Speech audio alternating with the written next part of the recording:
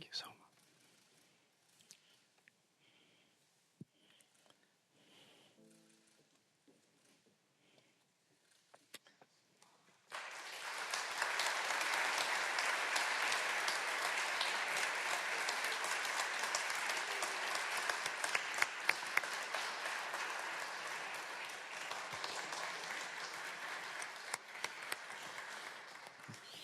Slavnostní akt předání stříbrné medaily předsedy Senátu je tímto u konce. Zdaleka však není u konce dnešní setkání, jelikož nás nyní čeká odborná debata, pořádaná ekonomickým institutem CERGE v mezinárodním prostředí známějším jako CERGE-EI.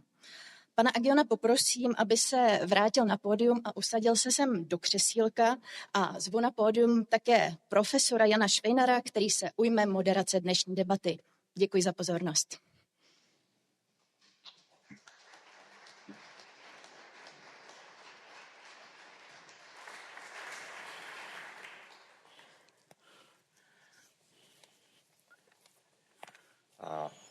Please sit down. Maybe I'll start, začnu zde a budu pokračovat potom v sedě. Já jsem chtěl pokračovat v tom, že jsem opravdu velmi rád, že celoživotní práce Philippa Aghiona v oblasti ekonomické teorie, zaměřené na ekonomický růst, byla kromě, jak jsme viděli, mezinárodního uznání, uznána též v českém prostředí. A založil se velice rozvoj ekonomické vědy u nás, jak jste již slyšeli, stál u založení CERGE-EI nebo CERGE-EI, jak tomu říkáme.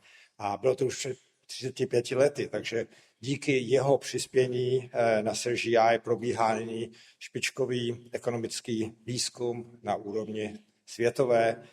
Ta instituce vydobila své místo nejen mezi českými ekonomickými vysokými školami a výzkumnými pracovišti, ale opravdu na mezinárodním poli globálně pojato. Taky bych rád poděkoval panu předsedu Senátu Vystrčilovi, že nám umožnil uspořádat tuto debatu, která bude nyní následovat v prostorách Senátu, krásných prostorách Senátu, které zde vidíme, Parlamentu České republiky. A řekl bych, že CERGE-EI není jedinou institucí, která si připomíná významné jubileum. Blahopřeji též Senátu, který se na moderní české politické scéně vyskytuje, funguje již 30 let. Takže role Senátu, bych rád připomněl, je velmi důležitá. Jako ústavní pojistka přispívá ke stabilizaci zdejšího politického prostředí, ke kultivaci politické debaty, ke které přispějeme v dnešní debatě ekonomicko-politické. Děkuji také všem senátorům, kteří mezi nás přišli a které se zajímají o důležitá ekonomická témata, která nyní hýbou světem a opravdu silně hýbou světem v této době. A je dobře, že pokud si vážené instituce jako Senát, jestli se otevřou ekonomické vědě a nabídnou prostor pro setkání akademiků s odbornou a všeobecnou veřejností, s politiky, zástupci biznesu, tak je to velmi důležité, protože je to právě ekonomická věda, která totiž může dát odpovědi nebo nabídnout odpovědi a řešení na mnoho otázek týkajících se prosperity, blahobytu a udržitelnosti. Takže tímto bych rád otevřel debatu. Máme s námi Enrico, welcome. It's wonderful to have you with us. The debate is open. We will continue. At some point, we will open it for general discussion. And so perhaps we'll start this way. Philippe, if you would like to outline how you see the current world economic situation, the main challenges that you see there, then Enrico, it would be wonderful if you come in. We are, of course, familiar with your major report, which has shaped the debate. You wrote it 2 years ago. Since then, a lot of things have changed. And so it would be nice if you outlined then the major theses that you have put together and also bring together, where we are at this point. Have we, as Europe, taken up some of the challenges? Are we doing something? Where are still the major challenges that are there? And we'll try to bring it also to the context of countries such as the Czech Republic. What are some of the challenges for Czech Republic?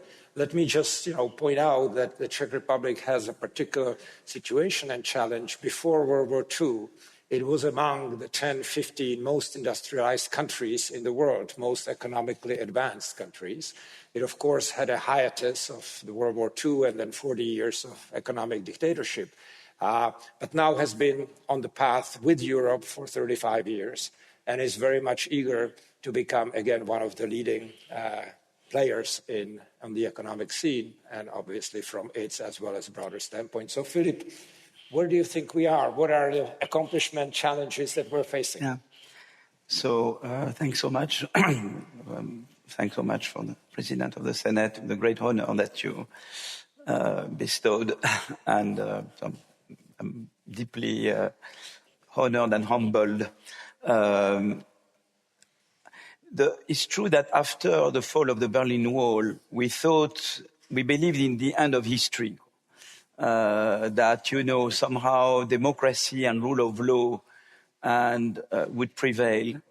And that's it. We would have, trade relationship. We could have value chains, supply chains based on cost minimization. We produce each part of the chain wherever it's most, where costs are minimized, and we could do good trade, good trading relationship, good in peace, and rule of law and trade would prevail.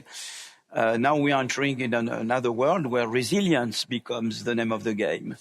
And we realize also that Europe has been living under US umbrella right after World War II, and we relied a lot on US for our defense, to defend our principles. And now we find ourselves in a situation where, US remains an ally, but it's not as reliable as it used to be. And Europe needs to get its acts together, and we are paying a high price for not having pursued breakthrough innovation. So the US has moved into high-tech breakthrough innovation. Now China is doing breakthrough high-tech innovation.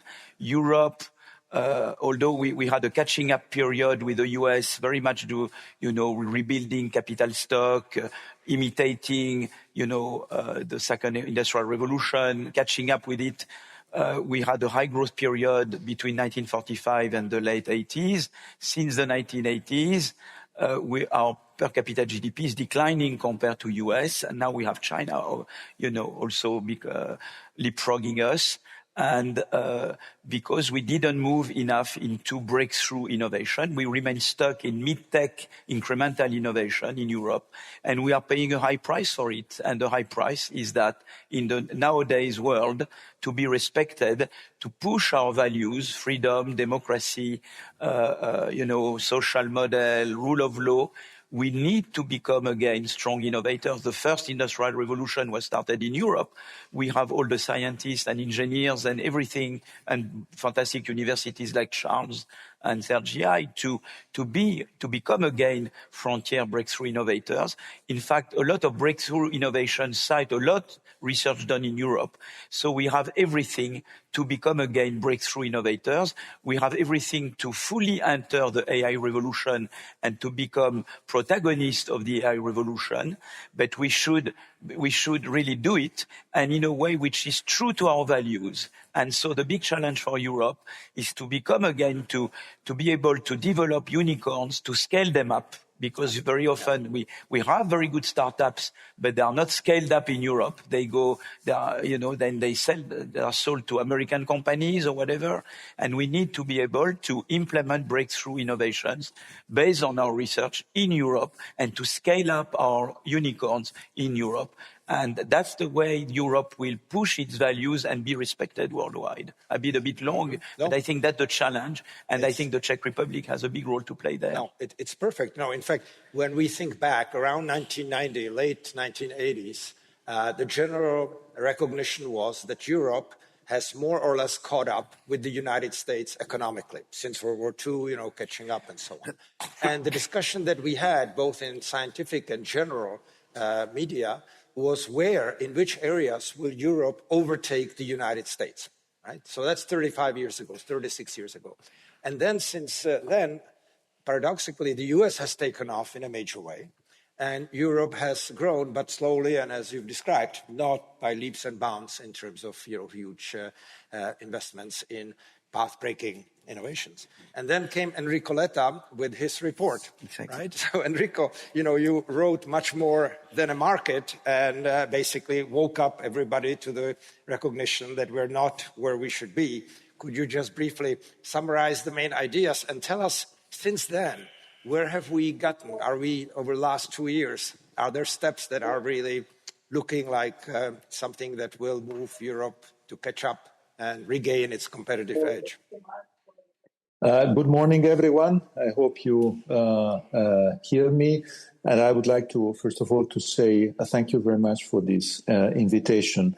I have to say that the contribution of the Czech Republic to the elaboration of my report was very important to me.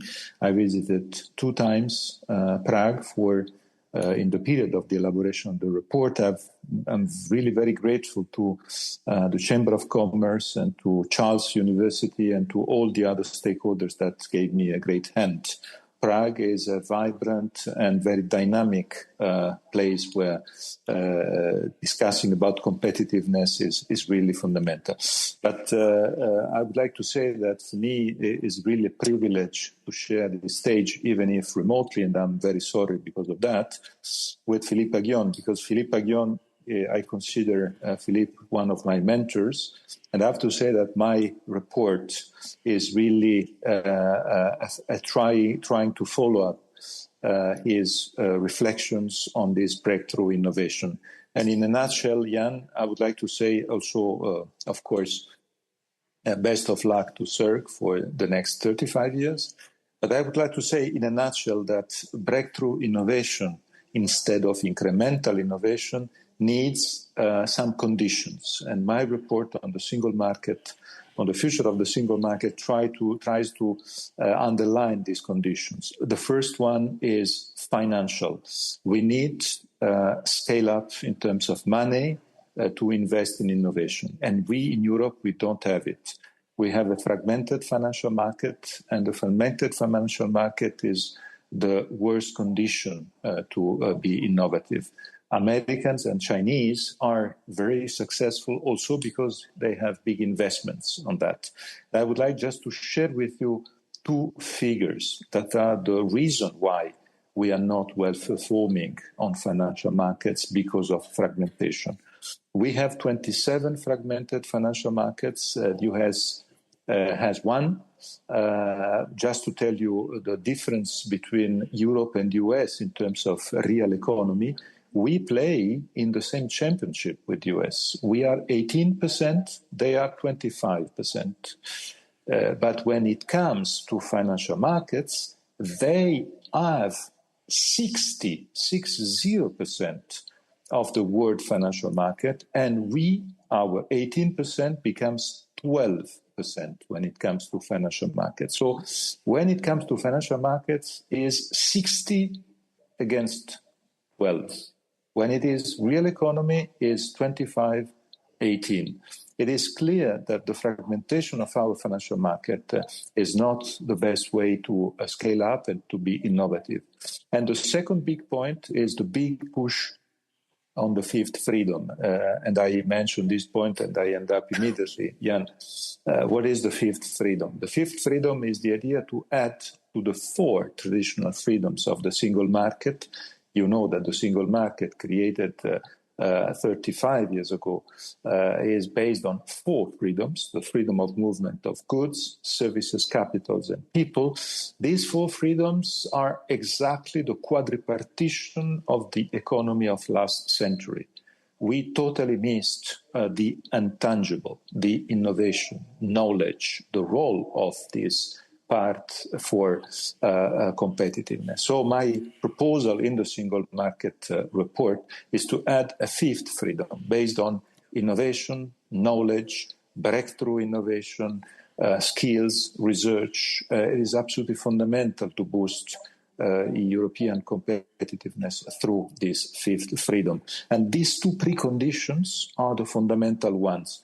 I end up answering your question on what is happening at European level for the lending and the implementation of my report and Draghi's report. I can tell you that year 25 was a lost year on that because of the earthquake that arrived from the US on tariffs, on many other geopolitical aspects.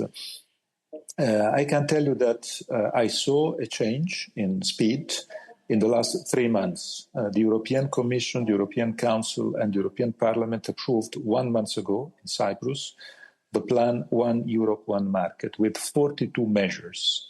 Some of these measures are already been presented. One of them, EU Inc., the so-called 28 regime, that is the best way, in my view, to implement Philippe Aghion's idea on breakthrough innovation instead of incremental innovation.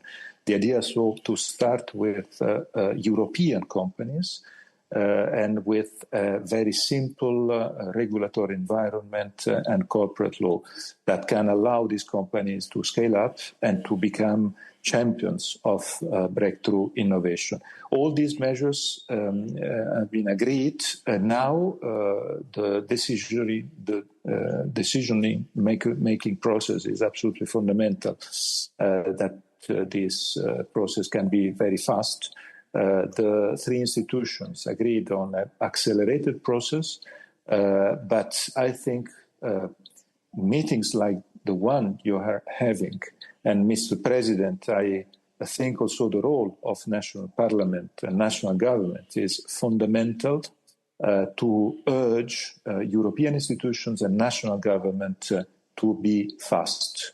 We wasted too much time because in the last 30 years, the European single market was integrated, but energy, connectivity, and financial markets, these three aspects remained fragmented, and this fragmentation is the coffin of competitiveness. So if we want to go in the direction of what Philippe Aghion is saying, we need to integrate the single market and to be more simple, to simplify, less bureaucratic, innovation, breakthrough driven. This is, in my view, the most important point. I'm very pleased if there are any more opportunities to come to Prague and Czech Republic again to discuss these topics with all of you.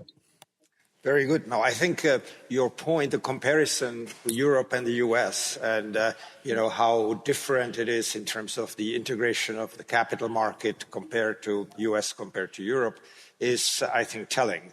And in fact, just to bring us back to CERGE-EI and the 35th anniversary, when we were starting with Philippe and Josef Zvěněc and others, CERGE-EI, we said, we want to be exactly the same quality, no less than the United States.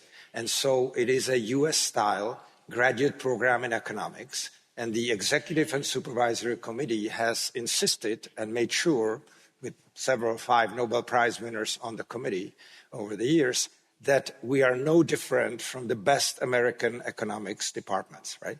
That guaranteed that indeed CERGE-EI became one of the highest recognized institutions. So it builds on your idea that we should be no less than the US, and then on Philippe's idea that if we take the initiative, we can actually be, in many respects, better, right?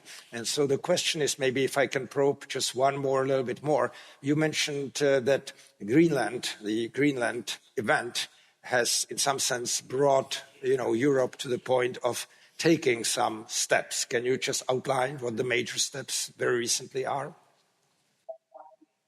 Yes, the most important ones are related to the integration in 3 vertical points with 3 main horizontal enablers. This is the matrix that we discussed at the European Council retreat that took place 2 weeks after Greenland.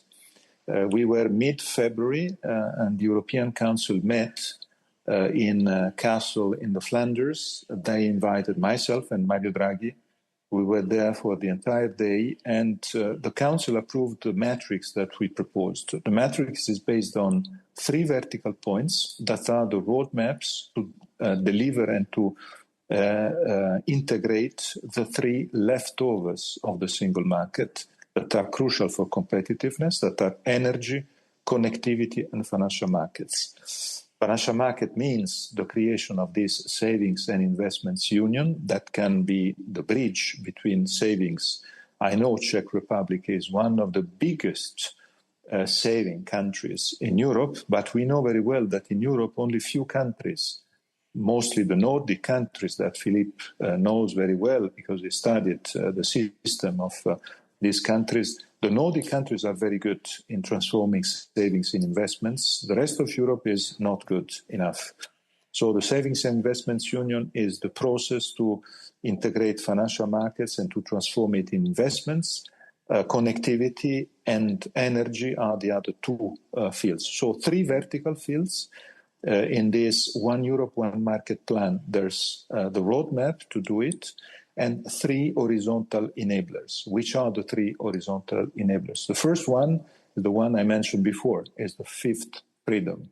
How to boost innovation and breakthrough innovation, following Philippe Aghion's thoughts, in all the aspects of competitiveness. The second one is the 28 regime, the EU Inc., as I mentioned before, is this idea of simplification, unified corporate law for companies at European level, to eliminate fragmentation, to stop bureaucracy, and to simplify. The proposal of the Commission is on the table. Now it's time for the member states to discuss, maybe make it better, and to approve it as soon as possible. And I have to say the third facilitator is a principle that I put in the report, and for me is very important, is the so-called freedom to stay. It's the sense that the single market is too much well known as the freedom of mobility. But there's, in our countries, and I'm sure Czech Republic is one of them, there's also part of our people, they want the freedom to stay, not the freedom to move.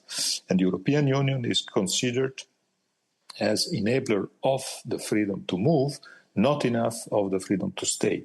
What does it mean? It means allowing institutions, European and national, to address better problems that today are very complicated, like housing, like general services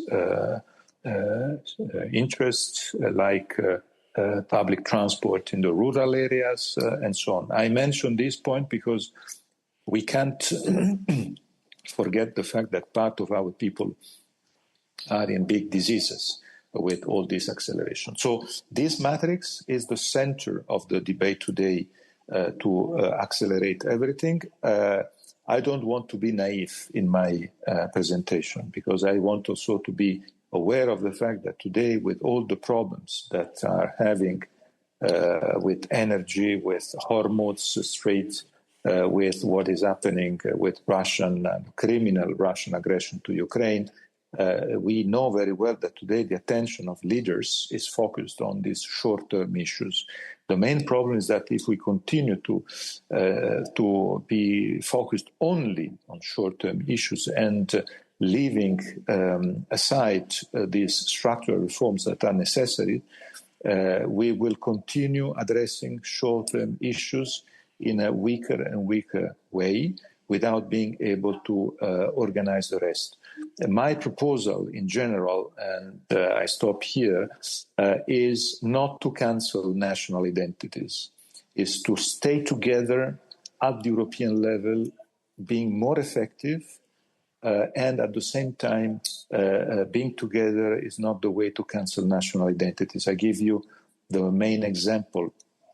I know Czech Republic is not part of the euro, but in the countries that are part of the euro, the discussion about the euro was a very tough discussion. And Philippe remembers very well as the discussion was in his own country. The referendum passed Maastricht Treaty 51 to 49. My own country, Italy, was the same. Germany was the same.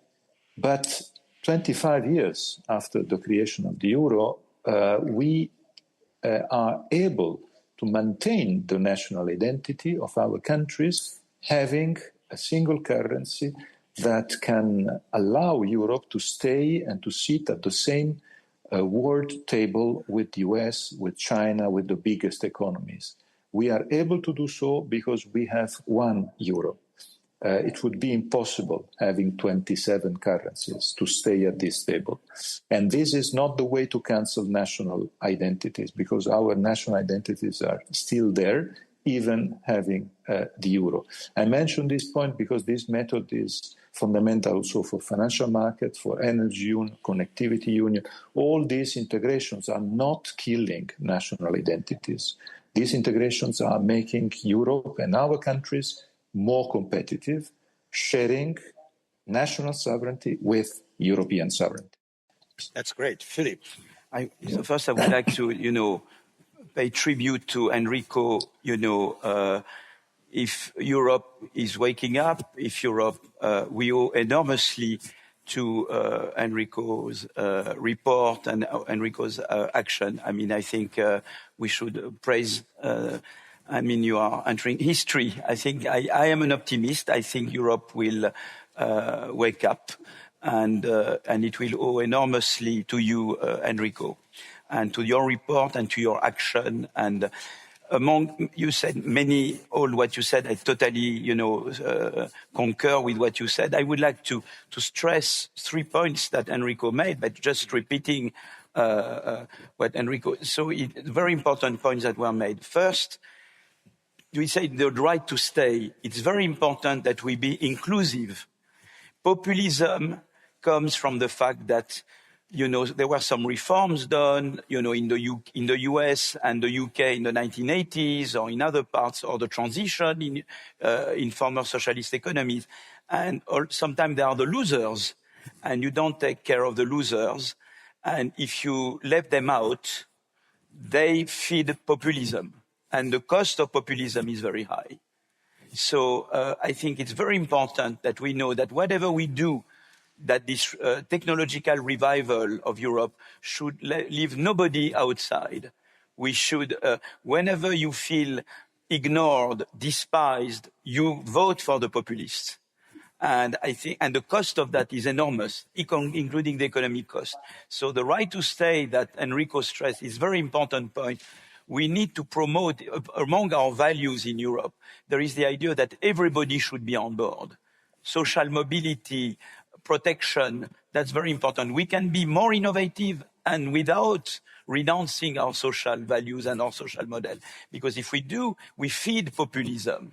I think Trump in the US, Brexit in the UK, all, some populist movements in Eastern Europe, and were the corollary of having ignored, some fragment of population that were losers of the process.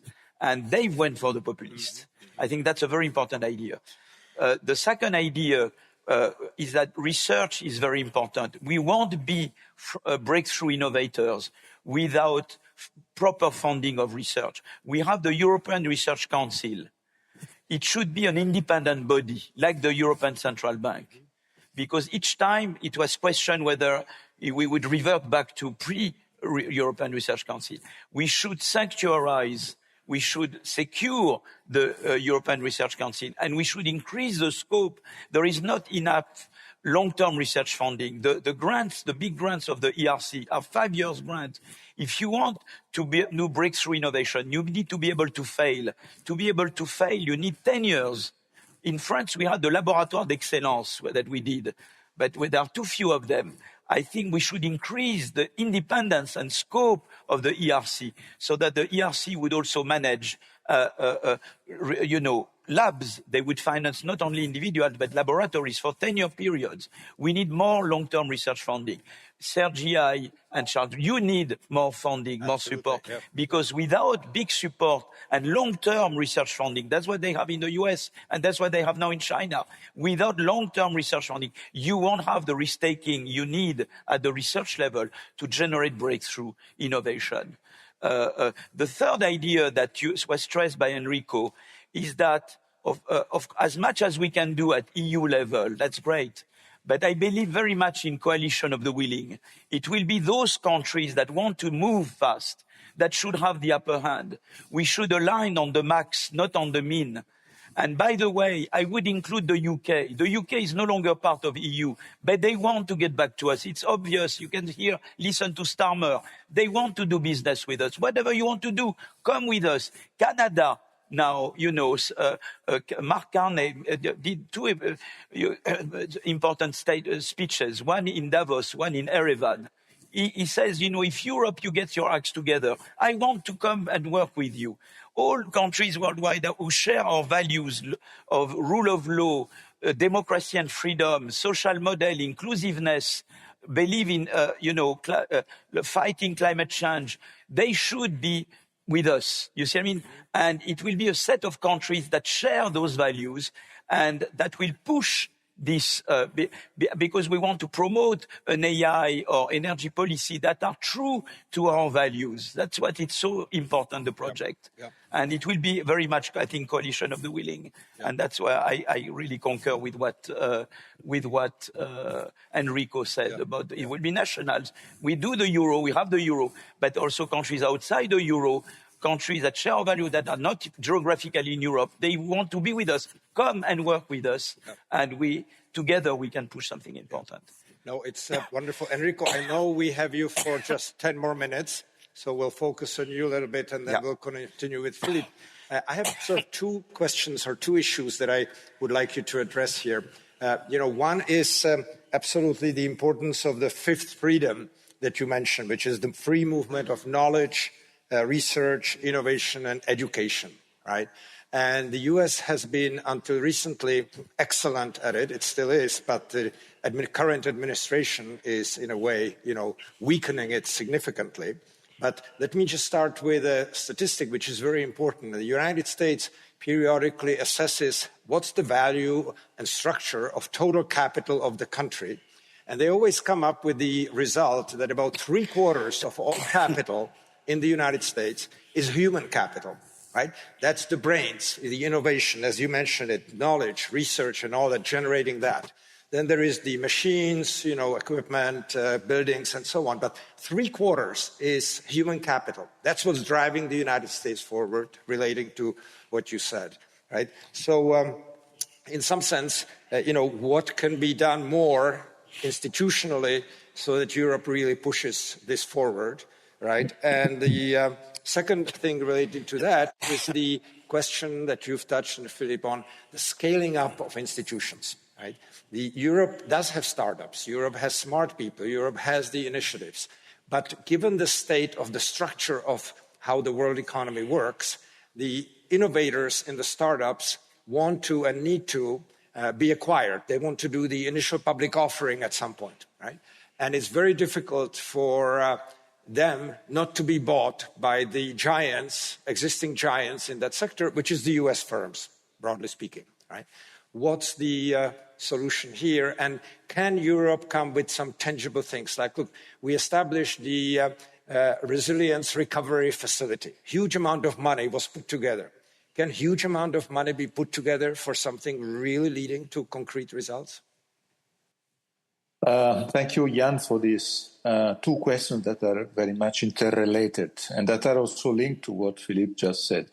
I would like to refer to one of the main ideas that was in the studies of Philippe Aghion, and that was the reason why he deserved the Nobel Prize. That is the relationship between breakthrough innovation and both public and private money. This is, for me, a fundamental point. In Europe, we are too much in the sense of considering that research is a matter for public money. That is true. It is absolutely fundamental. But if you give a look to what happened in the US in the last 15 years, the main achievements of the US in the last 15 years on innovation, take AI or take even space, are driven also by private money, are driven by a very strong financial market that was able to invest in breakthrough innovative and breakthrough innovation. They were good also in terms of mentality, failures, and then success. Success arrives after failures.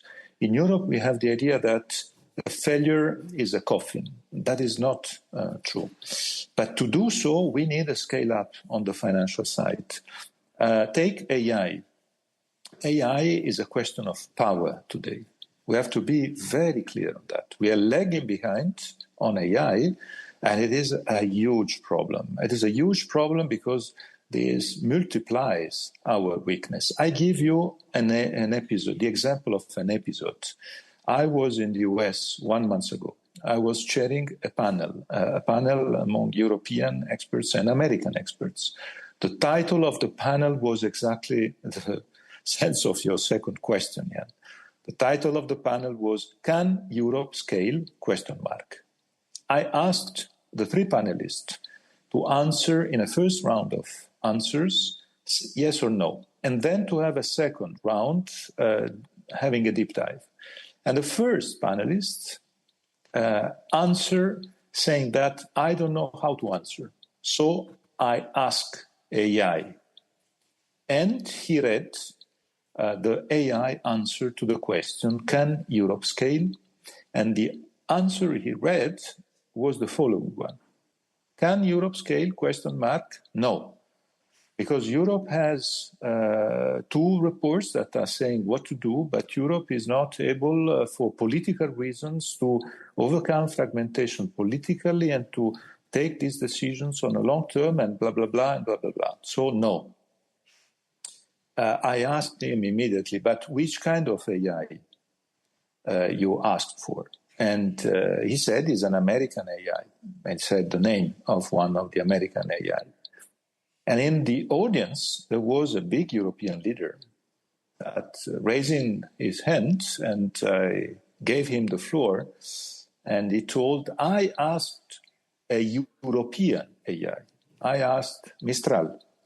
And he said, the answer of Mistral to the question, can Europe scale, is yes, Europe can scale.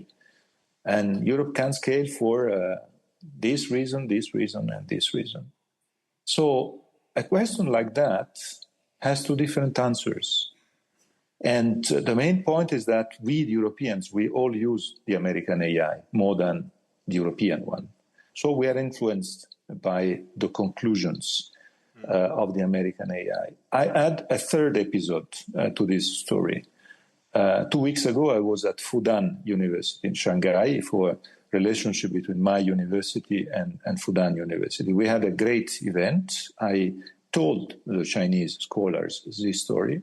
And one Chinese professor from Fudan asked me, can I ask DeepSeek the same question? And he did it. And the answer of DeepSeek to the question, can Europe scale, was yes, Europe can scale. It was exactly the same of the European answer. I think in this episode, in these three different answers, you have the sense of what does it mean AI as power. So for me, the answer to the two questions is related to the fact that we need to boost financial capacity from private and for public. Savings and Investments Union is the tool because it is the way to transform our savings in investment as it happens in the US, as it happens in Europe, in the countries that Philippe knows well, Denmark and Sweden, but they are too small to influence the entire European. The main problem in Europe is the big countries that are the typical example of the incremental innovation that Philippe underlined as the problem. So my conclusion, and I'm very sorry because I have to leave you, but I leave you with I'm really available and eager to come to Prague again to discuss with you on these topics. And I end up also once again paying tribute to la pensée de Philippe Aghion. That was for me so fundamental and so influential to say it is time to go in that direction. We have, in my view, the last opportunity, the last chance, and I take this opportunity to ask Czech Republic, Prague, his institutions, stakeholders, to be really protagonists, proactive, because the success of the Czech Republic, this success can be fundamental for the success of the European competitiveness. I thank you very much. Thank you. And, I'm sure I'm speaking on behalf of everyone here to thank you for your today's presentation, for your report, the subsequent work. And, we're looking forward to cooperating. You're always welcome in Europe. CERGE-EI has an office ready for you, right, Marek? Yeah. And, I'll let Philippe also say a few words before you run. Oh, thanks. I mean, thank you so much. Totally, Enrico, that's right. You inspire us enormously, and I'm optimistic, particularly because I listen to you and because you produce and you do all what you are doing. Thank you. Huge thank. Thank you. Bye. Great.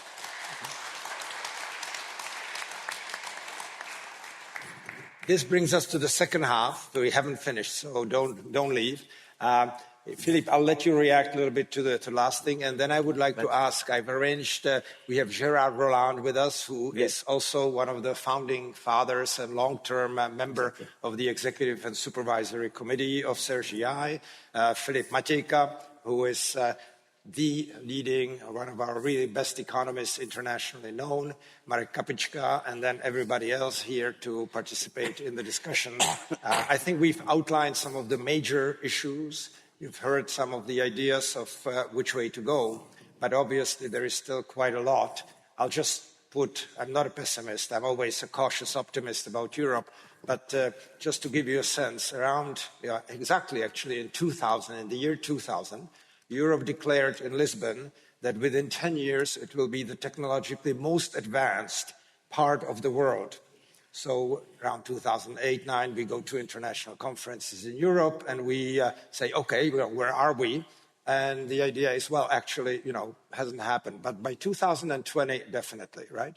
So 2020, 6 years ago, and we have the discussion that we have today. So I think the question is, can we really do it, right? Just like CERGE-EI really did it. So can we really do it? I think you can do it, but you need the adequate support. I mean, right. CERGE-EI, you are a first-rate department, but you need more support to scale up, because there is a scaling up of CERGE-EI. Absolutely. And there are areas like trade, like innovation, that you cannot cover yet because you don't have enough big enough faculty. Right. And it's very important, the countries that do breakthrough innovation, the Chinese even understood that. They have economic departments and they try to hire there. Yeah, and even China, they understand that. They do that. And you have the chance to have the growing top-notch department, but you need the support to become full-fledged. So I think it would be very important and I believe, that it should be public support is very important, but also private support to create shares in areas that are absolutely key. International economics nowadays, with the value chains being remodeled around resilience,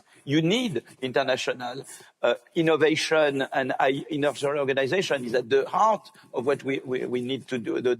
What we discussed, you need to have a whole pole on this topic as well.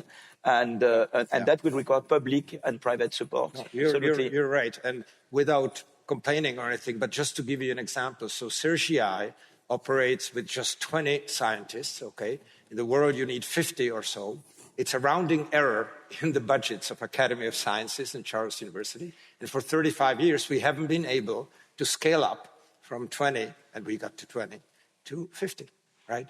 And it's an eternal struggle. So that just gives you a sense of the challenge. And institutions that rank number one, by external examiners, is not able to get the resources that it needs, which means it could fail in the sense that it's very fragile, right?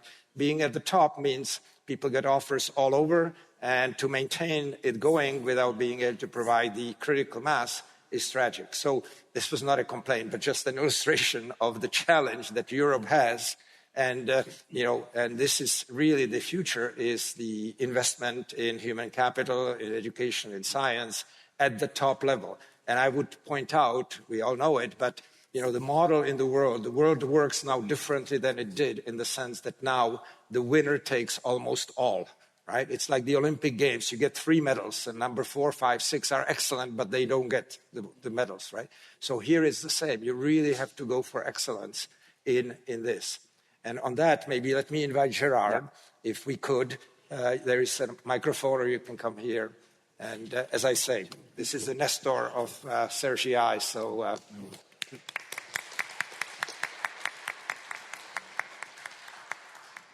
So, thank you very much for having asked me to say a few words. I think what we've heard so far has been extremely clear, both from Enrico Letta and from Philippe Aghion, and also from Philippe's research over the last 40 years. So this is very important. I just want to say a few words to support the idea of the fifth freedom, and to concentrate on what I know best, which is basically investment in research and in universities, what should be done to get more breakthrough innovation. And we agree that this is necessary, but the difficulties are very big. First, there are the legacies. Before World War II, Europe had the best universities. But then, under Nazism, a lot of that was destroyed, and the best brains went to the US. And then in Central Europe, for 40 years, there was the, leaden influence of, Soviet communism occupation by Russia. Russia, which is still a danger today, as we know very well with what's happening in Ukraine. And so this historical legacy is difficult to overcome. But there are ways to do it. It's not insurmountable.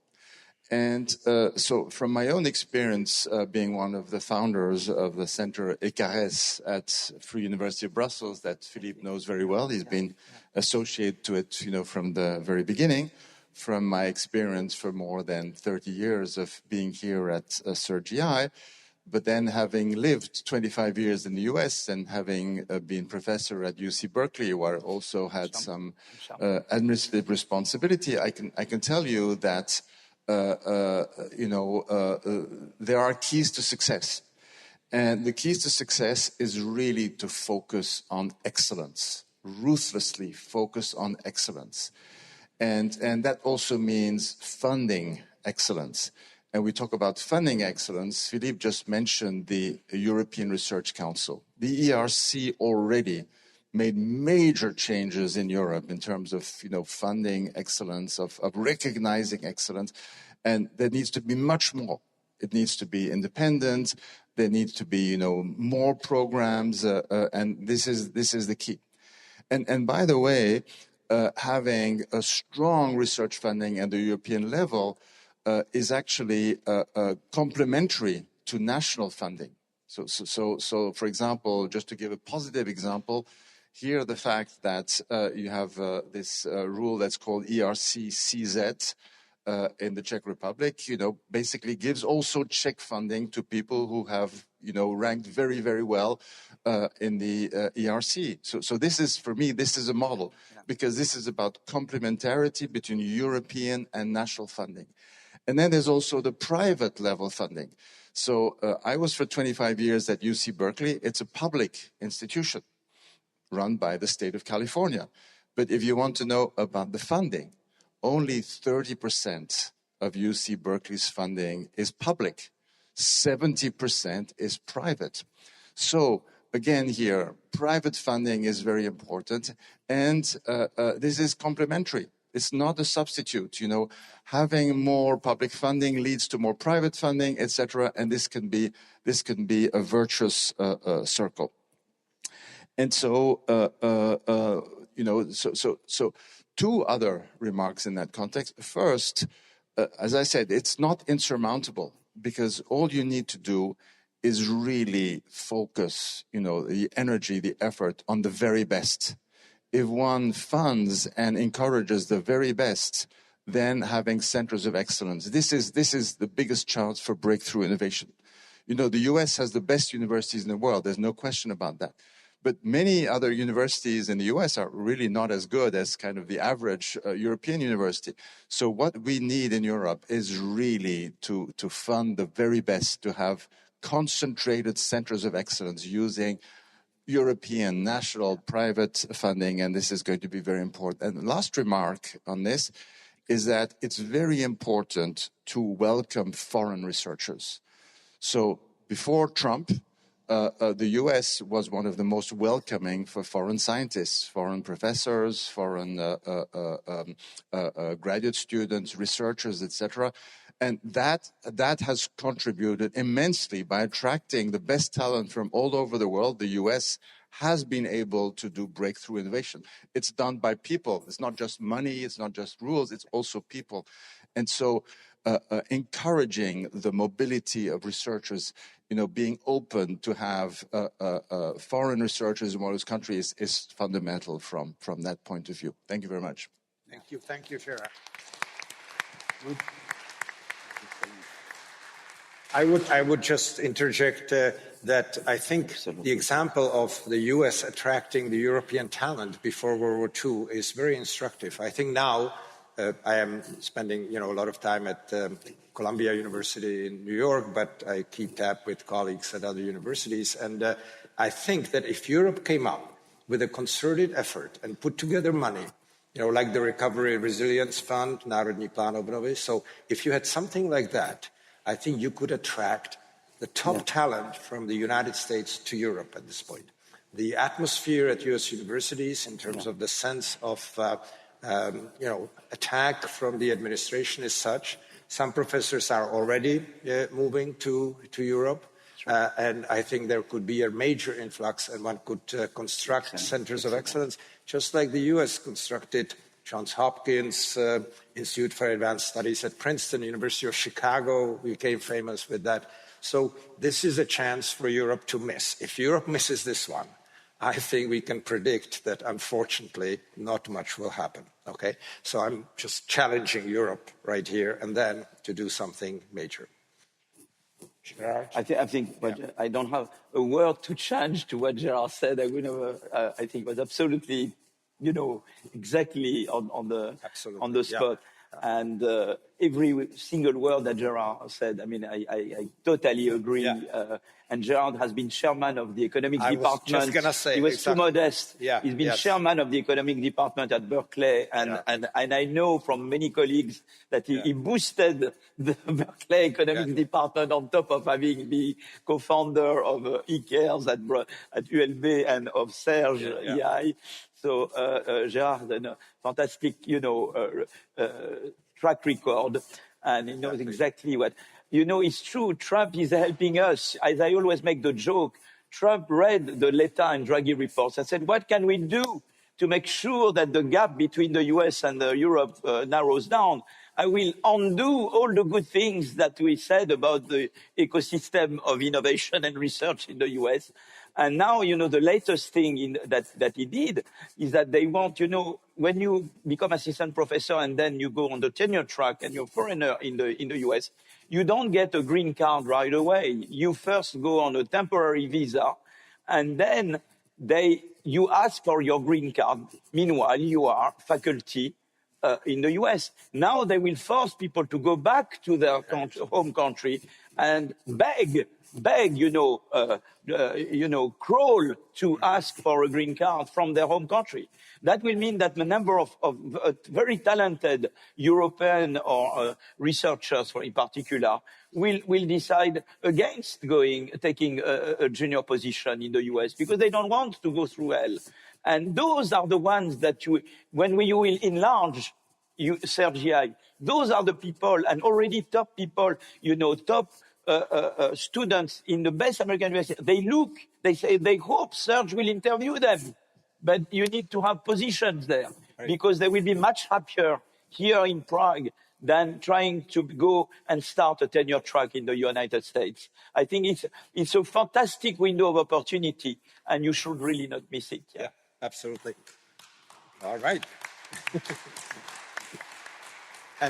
And I should point out, I was just going to say the same thing. Gerard actually is not only a tremendous researcher and teacher, but he actually was the chairman of the economics department at one of the truly leading universities and economics departments.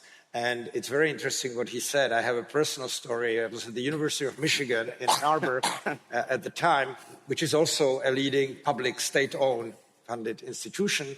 And we had Václav Havel come as president. At that point, he came from New York, where he was at the United Nations General Assembly, and received an honorary doctorate. And he was asking me, he said, you know, how is it that these state-owned public universities, you know, like Michigan and Berkeley, how can they be so good? And I said, well, you know, Mr. President, they act as if they were private. They don't behave differently from the private ones. We compete for students, we compete for faculty, we offer very similar conditions. So yes, you can have state-owned universities, which are, you know, excellent. So ownership, in some sense, is not the issue if you have the right environment and the right leadership at these institutions. I will ask now Philippe Matějka, who got his PhD from Princeton, also one of the leading universities, and has been the stalwart of CERGE-EI in terms of research, in terms of guiding the institution, and in terms of having influence in the public discourse here. Yeah, thanks a lot. So this has been wonderful. So I think we all made a great choice of how to spend our morning. I wanted to thank all three of you again for doing, you know, the amazing work globally, and then all of you coming back regularly to the Czech Republic and helping us here. Actually, similar with Marek, he's our current director, he has been mentioned too.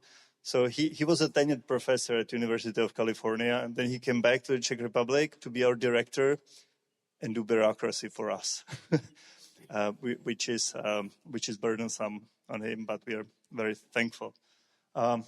I found the discussion extremely inspiring, so I'm curious and I want to learn more. I will not make a point. I want to ask two questions. So one would be more domestic and the other one more broad. So yesterday Philippe talked about, and then he's done a lot of work, foundational work on interaction between competition and innovation. Here in the Czech Republic, we have antitrust agency, antimonopolní úřad, that some would say is dysfunctional. It has a lot of legal knowledge. Most of its mandate is directed towards organizing public tenders and not organizing, cannot say controlling public tenders. It has not enough economic expertise and almost no ability to run competition analysis. So I'd wonder whether you think this is a problem and what we should perhaps do about it, and whether it's a major problem or not. And the other one, Enrico, Philippe, and also Gerard and Jan talked about fragmentation of Europe. We all agree that for capital markets, a lot of, labor mobility and so on, integration is super important. Yesterday at his wonderful talk at CERGE-EI, Philippe actually brought up an interesting idea about why industrial revolution happened in Europe and not elsewhere. One of your arguments was that actually at that point, Europe was fragmented, so it could compete in policies across countries. So I'd wonder if you think that there is some guidance for whether there is some dimension in economic policy where it's good to be fragmented, or whether we should be integrated all over. And thanks a lot again, guys, and thanks to all of you. Thank you, Philippe. So, Gerard. Sorry.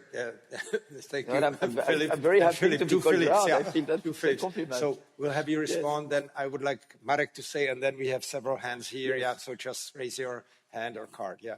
So your first question was about antitrust. I think it's very important that you have economists and lawyers working together in antitrust. That's why I think it's very important that in CERGE-EI you develop an innovation and IO section. I think would be very important, because not only you'll produce top research in IO and growth, because now we know that growth economics is micro-funded and has IO at the heart of it now, but also because you will advise industrial organization. And for example, in France, and it's not a model, Anne Perrault, Benoît Cœuré, were trained economists training. You know, they had economics training in economics. They had a PhD in economics. It's very important that you have lawyers and economists thinking about, because, for example, a major challenge with competition policy, you know, I don't want to do bashing. There will be many good things by the Competition Commission in Europe, but it was very static. It's like we look at market share, market definition. We don't look at whether or not a merger and acquisition will stifle future entry and future innovation. We look just at market share. You know, Alstom Siemens, we decided no Alstom Siemens, although it's a contestable market, the market for high-speed trains. You see what I mean? Their economics was very important, and it was lacking. So you can make very wrong decisions if you don't have proper economics. Law alone cannot do the job. You need also a top economist in IO. And so that's where you need to develop in CERGE-EI a whole new section, IO growth. You see what I mean? Innovation, IO productivity. That should be there, because you will have much better competition policy if you have this basis, if they are trained in this new section of AI. The other thing you ask about the multiplicity of countries, you're absolutely right. I believe in co-petition. You know what co-petition is? It's a combination of we compete among countries and we cooperate at the same time. You know, I spent time in Cambridge, Massachusetts. You have Harvard and MIT. Harvard and MIT, we write papers together. We run seminars together. So that's the cooperation part. But we fiercely compete on hiring faculty and attracting the best students. So there is a mixture of competition and cooperation. And that goes back to something that, you know, Enrico was saying. I don't believe in federal Europe. Maybe it will happen one day. I believe in co-petition between us. We are countries, we compete, we want to be the best, but at the same time, we pursue something, we share some basic values, and those we push together. And I think that model can work very well. Yeah. Let me just add to it one thing. I think also, you know, at the time, before the start of Industrial Revolution, Europe was a large part of the world economy, so competition among those states was like competition now among countries or continents now. So now, in some sense, you know, competition from China, from US, etc., will provide the competition. And so Europe should have the cooperation, but also the scale. So at some point, you need the Airbus, right, to really compete, and rather than 50 Airbuses. Yeah. You should not have inward-looking competition policy, but also, you know, the competition is with US and with China as well. Yeah. Thing, and that was actually to thank Mr. Vystrčil, chairman of the Senate. I think the others, but you know, this is not out of politeness, but really sincerely. So you gave the medal to Philippe for the communication between experts, policymakers, and so on, and you're enabling this and doing the same thing. So thanks a lot for that. Yeah, indeed. Let me amplify on it. I think your leadership and farsightedness here is really admirable. Yeah. You leapfrog the French Senate. Truly. You leapfrog the French Senate. That's good. That's a good point. So maybe, Marek, if we can ask you, and then we'll continue right there behind you. Thank you. So I'll bring a topic that we haven't discussed yet, and that's connected, and that's taxation. So about 20 years ago, one of Philippe's Nobel colleagues at Prescott found out that the difference between Europe and the US is not so much in productivity at that time, but it's because Europe has higher taxes and works less, and taxes stifle the economy in other ways. Now we're 20 years later, and the gap has widened in productivity as well, and we know that taxes stifle innovation as well and have an effect on the growth. So my question is, how would you go about this? How would you design taxes that are supportive of the goals that we want to have for Europe, while at the same time being feasible in a sense that they don't lead to breaking the budgets?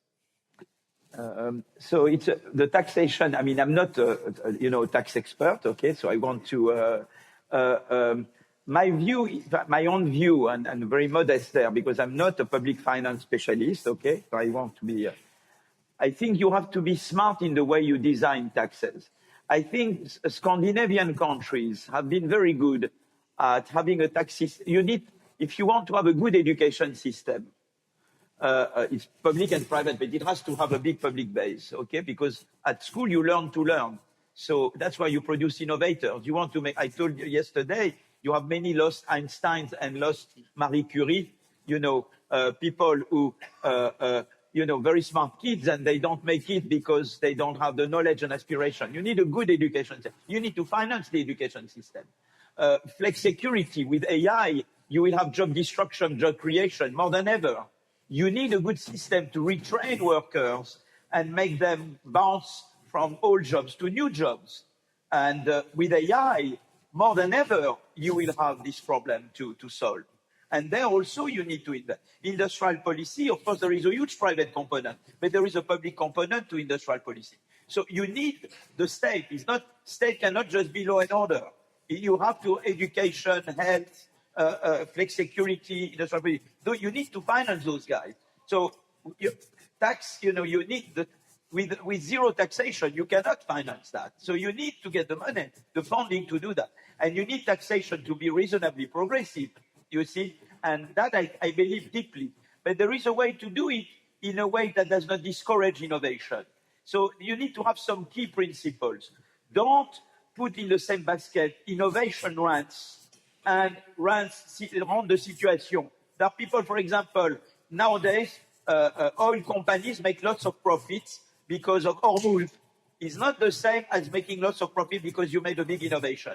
So you should be able to distinguish between innovation rents and other type of rents. I don't say that you should. That's one principle. You should not tax unrealized wealth. That's why I've been fighting the Zuckman tax. Why now I believe that the Zuckman tax is not a good idea? Because we mentioned Mistral. Arthur Mensch, Mistral, is valued at 12 billion euros currently. But it's a French startup. It's a right? French unicorn, okay? Yeah. And they are not making much cash flow. So if you were to implement the Zuckman tax, you would force Mensch to borrow in order to pay a tax on the wealth which is unrealized, whereas competitors will borrow to grow and to expand. You can be sure that Mistral either closes down or leaves France. You see what I mean? So that I think also is a very bad idea. But there is truly the notion. I was 4 weeks ago in Silicon Valley, and I met venture capitalists, and some of them, said, I am a billionaire. It's nice that someone said to you, I'm a billionaire. I said, well, can you help me? My lab or whatever. We are a billionaire. And do I want my son or my daughter to start being billionaires? Maybe I want them to be millionaires. But do I want them, do I want them, Can you hear me this way? No, you can't. Yeah. Can you? Okay. No. Do I want them to be a millionaire? And so there is the issue, and there is two effects. The big danger with AI is that you will end up with few actors who will become, hegemonic. So the danger is that they become billionaires and that they use their money to put pressure on governments to prevent new generations of innovators. So how do you deal with this problem? Partly you deal with it with competition policy. So that's where it's very important, competition policy. Partly you deal with it with rules to finance political campaigns. In the US, a rich person can finance a political party unboundedly. So money can buy out politics. In our countries, fortunately, you can't do that, okay? In Sweden, you have rich people. Wallenberg is very rich in Sweden, but Mona Sahlin, she was a minister, she had to resign because she bought a Toblerone chocolate with the credit card of the ministry. You see what I mean? So you need very strict rules to finance political campaigns. And on taxation, you have to be smart. So for example, this person from this venture capitalist told me, and I don't have clear ideas on that, do I want my son to be a billionaire?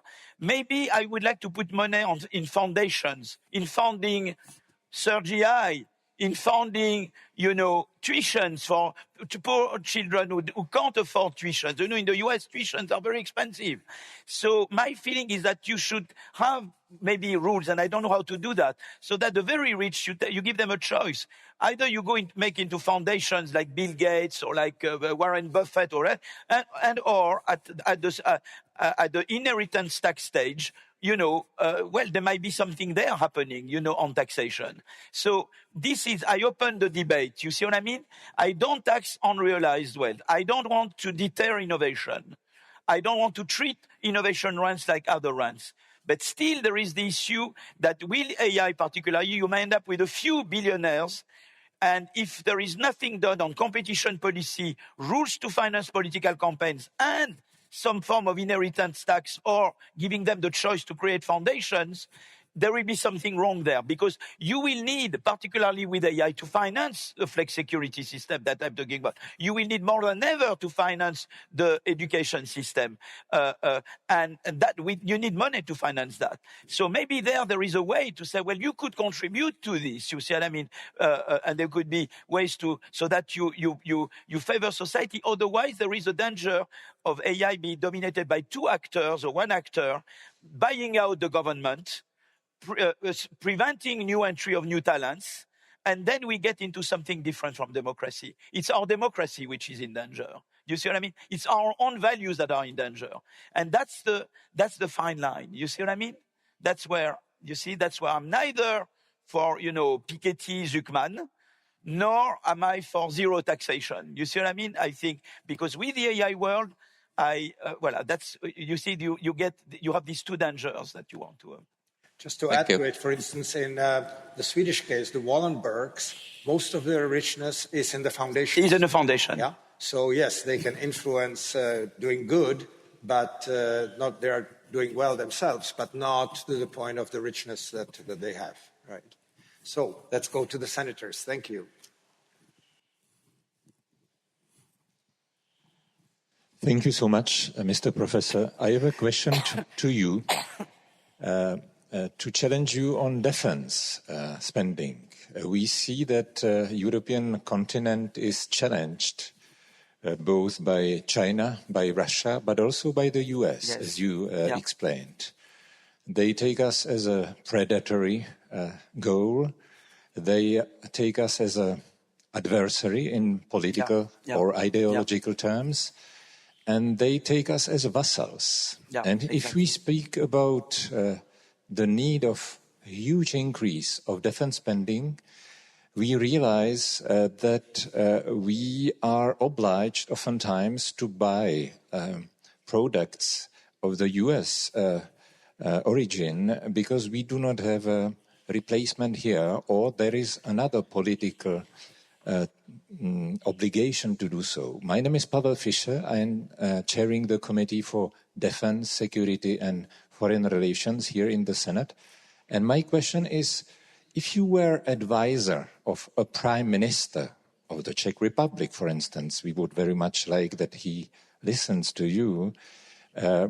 My question is, how do you reconcile the stretched public spending in terms of increasing deficits, populism, and the very urgent call for increase of defense spending in times of real crisis in which this new money might become a real investment for Europe? Thank you.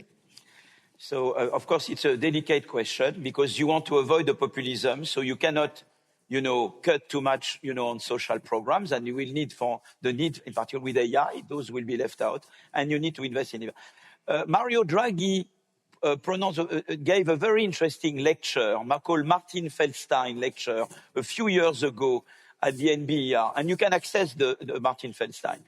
Mario's basic idea, and I know Enrico is exactly, they both are the big thinkers there, and Gerard also, and Jan. And it's the idea of a contract.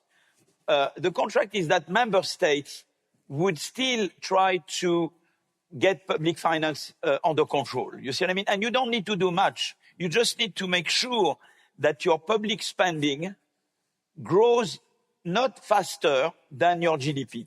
Well, it's not huge. And that you can achieve. Even France, we are so bad. That we can achieve.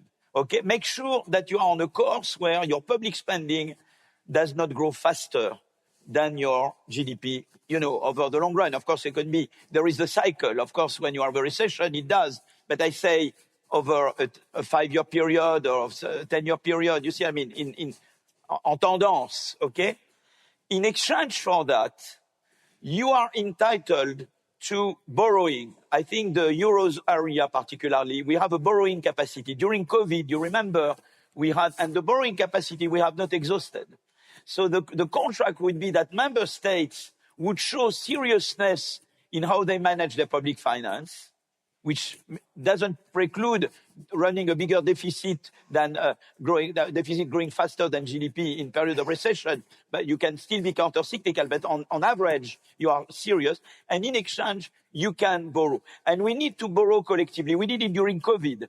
We need it also. I think we should create a DARPA, a Defense Advanced Project Agency, the equivalent of what they have in the US, with several European countries, whoever wants to do it. Czech Republic should be part of it, okay? And I think this should finance defense and AI together. And you are working on drones, I know, in the Czech Republic. You are putting AI and defense together. And you help the Ukrainians with this. So you know very well what it's all about. And I would imagine a DARPA with a coalition of the willing, with whoever in Europe wants to be part. Of course, it will be public money, but then, of course, there will be private funding going together. And that's the way I would push. And there, of course, it could be to you develop drones, France develop planes, and we could together produce increasingly, it will not go overnight, our own weaponry. You see what I mean? And with this European DARPA that would integrate Europe. And it will be financed through this borrowing capacity, okay, but which is backed by seriousness on management prevention, and that doesn't require more than over the long period, don't raise your spending faster than your GDP. And I think that I think is something that could work out. I think just, adding to it, we'll go, I think there is more hands here, and then we'll go to Mirek. Yeah. The DARPA idea is a very important one. It's basically a government, very advanced research unit within the government, public sector, right? But cooperating very much with the top research institutions, whether public like University of California or Michigan, and then private sector. So where Europe fell behind, there were a number of factors in the 1990s, but one important one was that the digital technology, which was being developed both in Europe and in the United States, in CERN, in France, near Geneva, and in DARPA, in the United States, it started at the same time. So both continents had the same starting advantage, right? But in the US, somehow it immediately went into the academic sector. It was being developed. I was at Michigan. It was the University of Michigan, but many other universities. And as soon as it was commercializable, it went into the commercial sector, right? In Europe, we didn't see a similar thing. So there is a big lesson in this, how to set it up so it's DARPA-like, but also in terms of the transmission then into the rest of the economy, both in further development and in applications that will then lead to the economic growth and everything. I think we had another hand here. Yep, okay. Thank you very much. My name is Martin Poliacik. I'm an associate fellow at Globsec. And I'd like to challenge this idea of catching up to United States and China in the madness. Who's going to be first with the AI model that's going to take over everything else? Because I think that if you want to catch up to someone, first you need to know that he's going in the right direction. And we are actually not sure about this right now. Last weekend, not far from here, Roberta Metsola said that the next century is going to be the century of Europe. And I think that when we are talking about scaling and about what Europe has to bring to the table, sometimes it is cautious thinking, not to jump into every madness like we did with the Iran war. We didn't know what it's going to be about, so we stayed at home because we thought this is not going to be good. With the AI, it might be the same. For example, Jan LeCun is already in Paris, and he's building an alternative to LLMs, exactly. to AI, which is built more on truth, not on statistics. That's something that we might actually wait for the Americans and the Chinese to start coming back, and we meet them in the midway, because we will see that building AI around humans and human-centered AI is much better than market-centered AI that is being proposed in the United States right now. So if we think back, the biggest documents of humanity were written here in Europe. The Declaration of Human Rights, and we will need something like this to deal with artificial intelligence soon. So isn't this something that we will actually create for ourselves and for the world, and create with the strength that we have, rather than compete in madness with the rest of the world? So exactly, I go down my alley. I mentioned that Europe, we have values, democracy, freedom and democracy, social model. We want an AI that, minimizes the social costs to the losers. Okay, we have a number. We want protective AI. We know that there are big dangers. We are very close to 2001 Space Odyssey now. Anthropic gave this example of this, fictitious manager. The fictitious manager sends an email to fictitious employees saying, I will replace the AI system. But he or she has extramarital affair, and the AI sends an email to the manager, says, if you replace me, and I will reveal your extramarital. We are exactly into 2001 space. So I think there will be a huge demand for AI to prevent these kind of things, to tell apart truth from fake, to the ethical AI. And it's exactly what you said. That's in Europe. We will develop in Europe with Jan LeCun, with Joshua Benjo, who was co-winner of the Turing Prize with Jan LeCun, and he's in Canada, you see. And that's exactly what we'll do. We will leapfrog them on the AI, which is true to our values. That's exactly what we're after. Because our advantage is not only that we have top researchers, top engineers, but we have the values that we carry. It gives us enormous soft power. And it will attract many researchers working on AI. They are very attached to freedom, to values, to the fear, of misused AI. And that's why I'm so optimistic. But that's why all what Enrico said, the scaling up, or what Gerard talked about in basic research, the importance of that's so important, because we have this fantastic opportunity to develop the AI revolution in the way, to steer it in the way which is true to value. Because there are many other countries that are non-European. They want also this kind of AI. So there will be huge demand for it. And it's incumbent on us to develop it. It's exactly, and that's a fantastic window of opportunity, I think. Well, I think you've touched on a very fundamental I'm losing issue. everything there. You're losing, but you're heard. You're heard. Let me assure you, I don't know how this works. You. Yes, like yes, this, yes, like that. That's, that's good. Yeah, okay. Now you have it's it. all Yeah. unraveling. Yeah, exactly. I think this is really right on target in terms of the uncertainty. I would just point out there was similar, not maybe identical.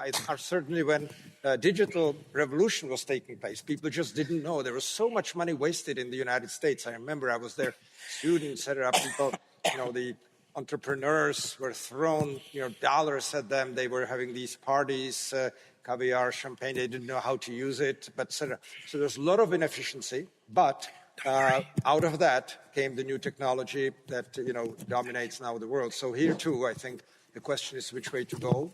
And even if there are some inefficiencies when a big breakthrough like this is happening, some inefficiency is indispensable. But the direction is very important. Mirek Singer, former governor of a central bank, but most important, assistant professor at CERGE-EI, before we prepared him for the real world, where he succeeded. Well, I've been doing quite a lot of things between management and economics in finance, but more than 30 years ago, I had a pleasure to work with Jan and Philippe Aghion on one EBRD research project. Philippe, I would like to ask you, in your research, you do a lot on effects of regulation paper from 21st, I believe, for example, and innovation. Yeah. But have you considered how to be more focused on effects of innovation spending? So we distinguish between innovation spending that's driven by existence of grants and innovation spending that brings valuable innovations. Because I believe this is part of the European problem, and you are also quite close to politics. You may have a feel what to do with that and how to measure that. Yeah, so very, of course, your question deserves would deserve a whole session. In France, I try to advise me and others who advise the current president and on innovation policy. There is something in France that they didn't quite understand, is that really innovation policy starts with basic research. Whenever they want to do cuts in budget, they cut on basic research. Why? Because we don't block highways between Paris and Charles de Gaulle Airport. The taxi drivers, they can block the highways. So because the researchers don't block the highways, whenever they need to cut, they cut on basic research. This is a disaster. You should secure basic research funding and say, whatever happens, we don't touch basic research, because the uncertainty on the research funding is dramatic. It kills the basic research. The other mistake that we made in France is we created a research tax credit system, which does not select high-tech breakthrough. For example, it finances Carrefour. Do you think that Carrefour needs research money? I mean, banks get the same access to research funding as high-tech companies. Do you think that's normal? So you see what I mean? There were a lot of lobbying there going on. And so we neglected basic research. It was a pretext to finance, to subsidize firms, you see, that didn't need those subsidies, you see, but they had very big lobbying power with the finance ministry. And those are the wrong things we did. Things that worked really well in France was the Laboratoire d'Excellence, Excellence Laboratory, and that was done by Sarkozy, who went to university. You had international jury selecting laboratory of excellence. And this, it was together with ways to connect with neighboring industries. And the Laboratoire d'Excellence, they boosted breakthrough innovation in industries geographically and technology close to the LabEx. We did another thing, France 2030, France 2030. This seems to work okay. This seems because it's more targeted. So the targeted research seems to work well. The untargeted, like the Crédit Impôt Recherche, has been essentially not working very well because there was enormous, hidden subsidies. So you need to really target, you need to select, you need to have juries, ways to select the programs and you need to have competition for grants. I think it's a very important thing. So you need to look what works well and what doesn't work. And it's very important that you evaluate ex post evaluation. You should not renew things that don't work. I think that's a good lesson. In France, it's only very recently that we engage in evaluating, research and innovation subsidy programs. Yeah, I think the competition idea is very important. You never will get it perfect, but if there is high competition and accountability, you more or less go in the right direction.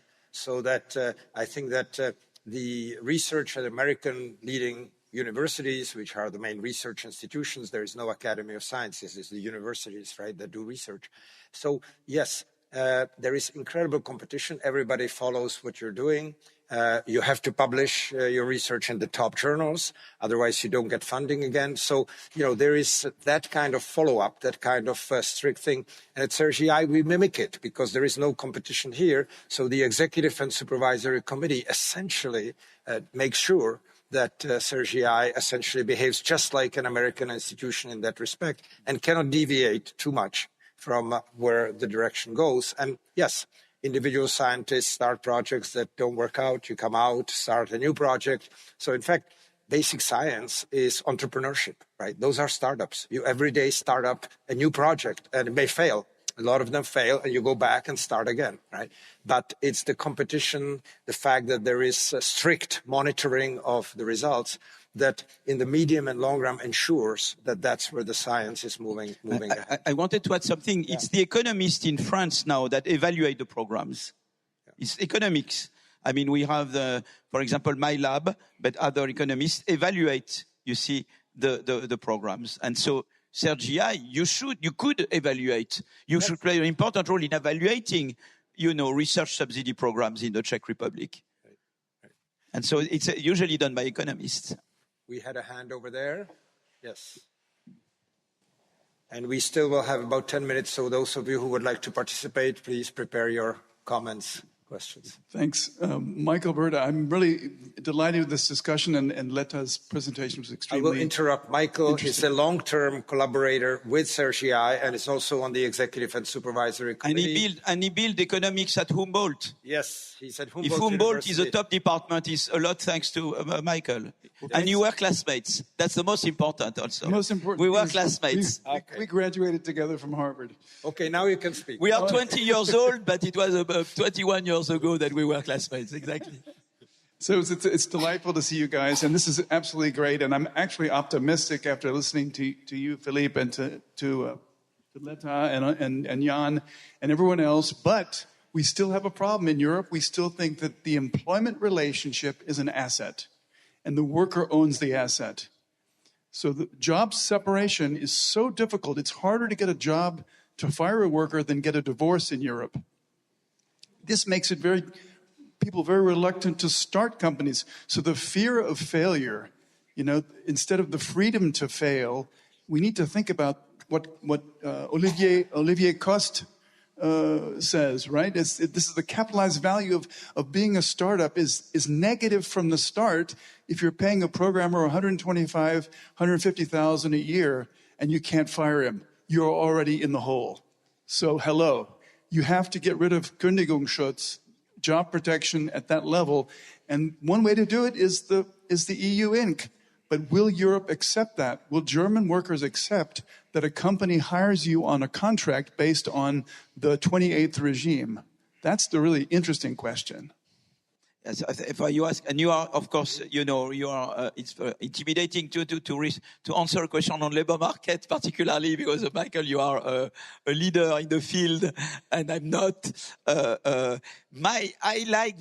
have a kind of Danish flex security system. In Denmark, you lose your job for 2 years, you get a very high percentage of your salary. You are retrained. The state retrains you and helps you find a new job. I don't think we should copy Denmark, but I think if we expand the flex security, and in fact China is interested in doing it, then I think it would be much easier. It will be much easier for firms to lay off and hire if there is behind a good flex security system. But for flex security to work well, you also need behind a good education system where at school you learn to learn. You need children who learn to read, write, calculate. They learn to be adaptable. They learn to learn. And if you have a good schooling system with good PISA tests, and on top you put a good flex security system, then I think it will help, reduce the cost of firing. It will be easier for firms. That was the idea of the flex security in Denmark. It was to make it easier for firms to hire and lay off, because behind you had that system, but where everybody is responsible. The worker cannot say no to all job offers. The state has to retrain and help find a new job. And firms that abuse the system by laying off too much, they contribute more to the system. So if you have the three actors, firms, state, and employees that play the game and really make this flex security work, I think that would be a way forward towards what you're proposing. Yeah, I think the flex security system has a great potential, and what Michael was also mentioning is the OPT28 framework. For those of you who are not familiar with it, it's a proposed sort of optional single EU-wide legal regime for companies, so that you wouldn't have to satisfy national regulation in every country. You satisfy once and for all regulation for all of EU, and you can be anywhere. And that could allow for more mobility of capital, labor, and together with flex security, where you're more or less guaranteed a job, although not necessarily a particular job. It's, the flexibility is part of that as well. Would be a way, I think, to provide a system which matches in terms of flexibility the American system, but it's much more worker or people oriented. Yeah, Mr. Vystrčil. You should get your. I will speak English. Yes. Oh, okay. So my question is, what is now the main job, the main task of politicians now, in your opinion? What is our task, our job now? In your opinion, do? Yes, it is my question. Please, shortly, only 2-3 sentences. What would be the main task that you should? For politicians. So suppose you now had the free hand in advising the politicians in Europe, Czech Republic to do. What would you say? What would be the 3 most important things they should do, for instance? So I think the very important thing is to prepare. You see, you have this AI revolution, and you should make sure that you are fully prepared for this AI revolution. So you have So the first thing is the education system. Make sure that you have education system which is with high standards, because without a good education, a main input to innovation is education. There's been a lot of work showing that before R&D subsidies is to have an education system that delivers. So make sure that your education systems is up to standards. I think that's very important, that you minimize the number of lost Einsteins, lost Marie Curie. Education is very important. Then you need a good, subsidy to innovation system, a good system of pushing innovation. So, subsidy to basic, pushing basic research, startups, the institutional investors that were mentioned. For example, in Sweden, 2.5% of the tax revenues automatically fund a pension fund.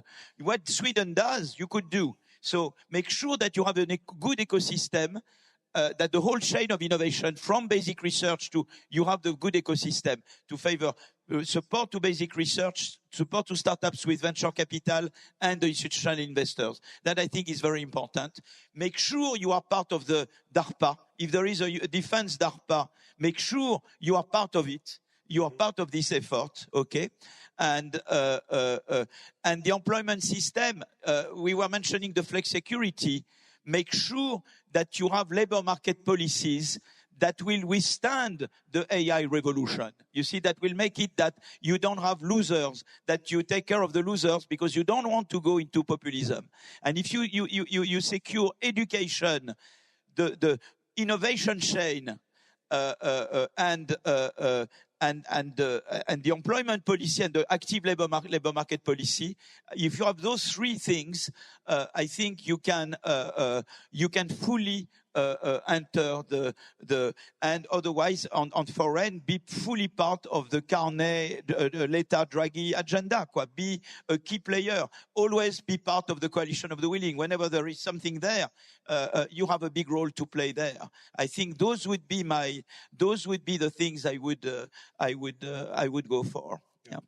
I fully agree. I would just add to it from the Czech, since we are saying charting the Czech Republic's road to economic excellence. I think that, the question is, where are we behind other European countries? And for instance, on average, we're behind in terms of ranking of education, higher education in particular, but obviously primary, secondary is very important, right? Most countries have their top university in top 200, let's say, 100, many of them, right? We don't, right? So that's where we're really behind. So we are essentially letting generations of kids getting suboptimal education. And yet we have to rely, we're a country that does not have natural resources. So human capital is, that. And again, our forefathers in terms of before World War II, etc., managed to bring the country together, the public institutions, to a level where it was one of the most advanced economies in the world. So, ask yourself where we are way behind, right? Or where do we have a comparative advantage? So being a geographically compact country, right? If we have excellent system of highways and high-speed trains, basically don't need regional policy because we're one region, one small region, right? I mean, right now it's paradoxical. Some of our regions have to come together in order to apply for EU funds because they're too small, right? We have artificially made them too small, right?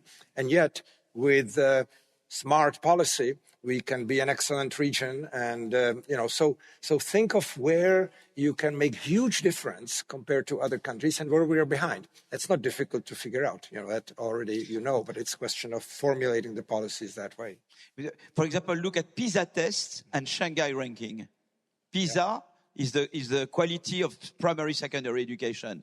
Shanghai or other ranking is the quality of universities. Try to get the top of PISA test, and it can be done. Nuno Crato, Minister of Education of Portugal, he managed to get the PISA test going up like this in just a matter of few years.